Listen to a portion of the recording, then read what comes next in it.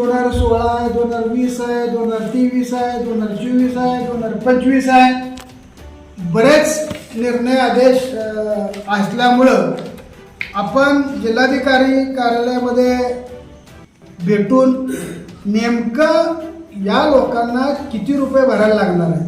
म्हणजे आता कोण म्हणते 75% आहे, पण तो कधीचा भाव धरणार नेमका खरेदी केलेल्यातल्या असणाऱ्या रक्कम जर धरली शासकीय दर तर अगदी थोडक्यामध्ये दंड बसेल. पण तो निर्णय काय आहे यासाठी आपण जिल्हाधिकारी कार्यालयामध्ये भेटून मग निर्णय घ्यायचा आहे. पण हा निर्णय खऱ्या अर्थानं जयंत पाटील साहेब यांच्या पाठपुराव्यामुळं, कारण निर्णय कधी होतो शासनाचा, या विभागातला आमदार आणि त्याच्या पाठीमागं आम्ही सगळे कार्यकर्ते कायम पाठीमागं लागतो की हा प्रश्न साहेब सुटला पाहिजे. तो कुणीही उठून नुसते पत्र देऊन जर प्रश्न सुटले असते तर सगळेच प्रश्न राज्यातले सुटले असते. मग एखाद्यानं पत्र द्यायचं आणि सांगायचं मी काम केलं, असं कधी होत नाही. त्याला पाठपुरावा करायला लागतो. हा सगळ्या राज्यातल्या वेगवेगळ्या ठिकाणी असणाऱ्या जमिनीचा प्रश्न आहे. फक्त नुसत्या एका अष्टावर निर्णय घ्यायचा असता तर तो कधीच होऊन गेला असता, परंतु वेगवेगळ्या ठिकाणी महाराष्ट्रातल्या जमिनीचा निर्णय शासनाला घ्यावा लागला. यामुळं याला थोडा उशीर झाला.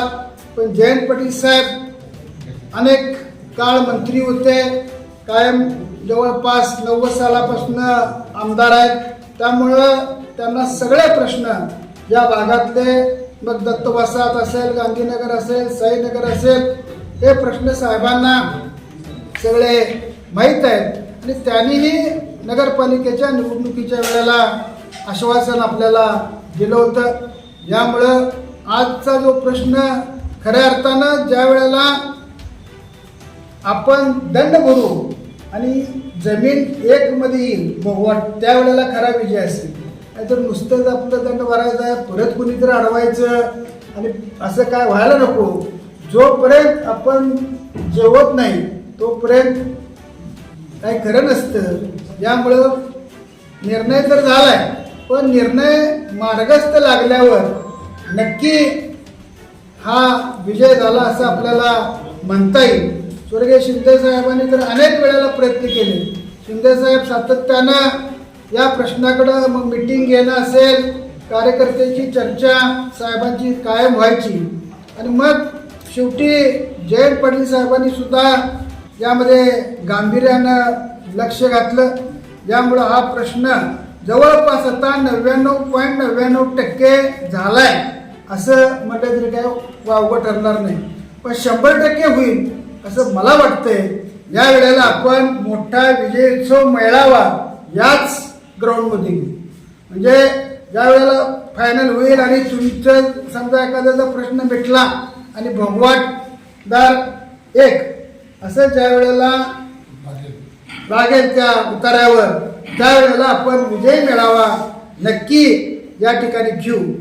कारण हा प्रश्न सोडवण्यासाठी इथल्या सगळ्या नागरिकांचं मी मनपूर्वक आभार मानतो.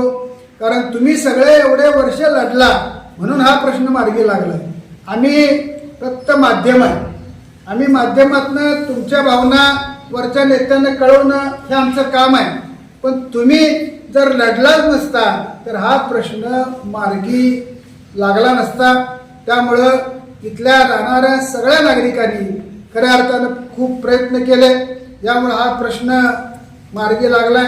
त्याबद्दल नागरिकांचं सुद्धा मी मनपूर्वक अभिनंदन या ठिकाणी करतो.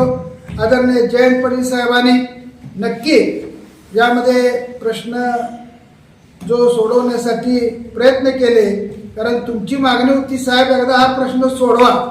अनेकदा आपली मिटिंग झालेली आहे, तिथं बाहेर पण झाली, आज झाली आहे. म्हणजे मी सुद्धा माझ्या मते 8-10 मिटिंगला मी असेल. बऱ्याचदा मला ती पूर्णे सरांच्या तिथं त्या साईडला एकदा झाली आपली मिटिंग. म्हणजे आम्ही काय ग बसलेलो नाही आणि उगाच नुसतं काही न करता आम्हीच केलं असं आम्ही कधी म्हणणार नाही. पण सातत्यानं पाठपुराव्यामुळं हा प्रश्न आता सध्या मार्गी लागलाय. शासनाचे निर्णय या ठिकाणी अनेक आहेत. या निर्णयाच्या अनुसरून 60% अधिक 15% असा एकूण 75% असा आपल्याला दंड भरायला लागणार आहे.